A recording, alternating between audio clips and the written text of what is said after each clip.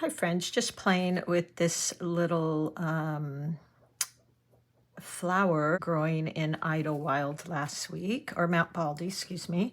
And I thought if you just saw my video on creating muted colors for fall, I think some of these could be this exact color. So I'm going to play with matching that a little bit. I'm going to take a little bit of the orange I see in there. Actually, it's kind of like an orangey red. So let me put that 1 second in a little palette here. So I've got my orange red. And then I want to mute it because this is very muted. So what I'm going to do is add its opposite. So that was like an orange red. So I'm going to, if you were to look, here's red orange. So the opposite of that would be this blue green or kind of teal color. So that's what I'm going to add in here. Let's see. Let's find our teal color here. Yeah. So I'm just going to add some of that in there and look at this color I get. Now I want it to be just, I like that color, but it's more of a very shadowy color. So I'm going to add some more of my red in there. So I like that. That feels really close to me. So when I go to paint these,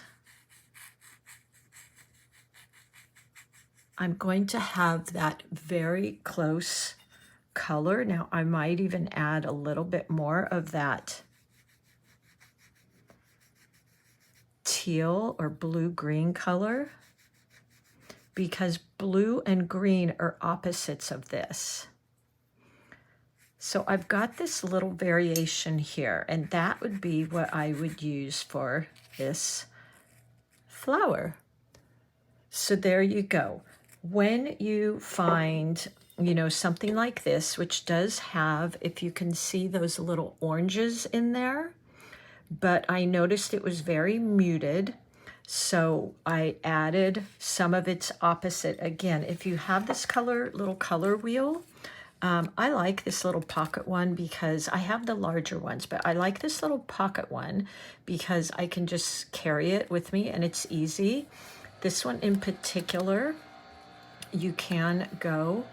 So here I started with that kind of red orangey color and I just went directly across to its complementary color, which is blue-green.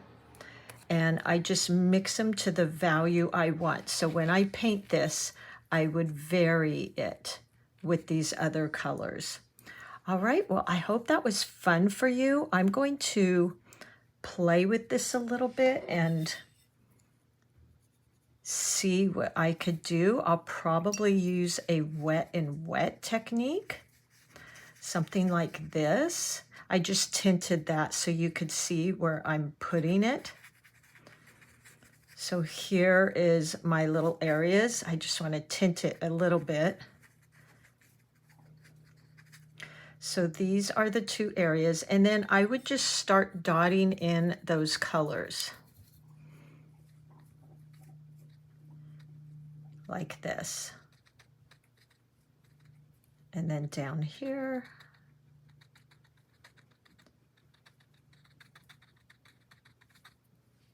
Something like that. There were some more orangey colors. So I might add in a little bit of that orange, but I definitely want it to be a bit muted. I don't want it too bright orange. So just like that, kind of going in, creating these little kind of tufts. And then I might go in with just a tad. I feel like I want to use some yellowish or that yellow ochre, but that's way too bright, right? For the little stem. So I'm going to add its opposite to tone it down. And if I went to my color wheel, the opposite of yellowish oranges, like a yellow ochre, would be blue. So I'm going to grab a tiny bit of, and it'd actually be like a blue violet. So I might even add just a touch of violet, because purple and yellow make a very nice little contrasting color. So now I'm getting to the color of the stems. So I could kind of create my stem here, using the tip of my brush.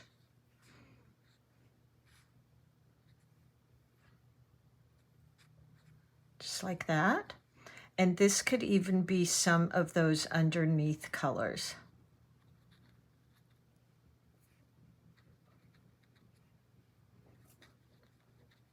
Like so. So there you go. I hope that was informative for you. And after we hang up, I'm definitely going to write down some of the colors that I used so that I can come back to them again. Just going to tap in some because the tops of these are just a little bit darker.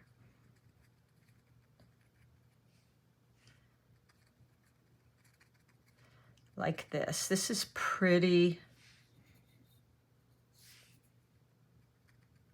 I should wait until it's just a bit dry so then I could get a little bit more definition there. But you get the idea. So I hope that's helpful, and I will see you all soon.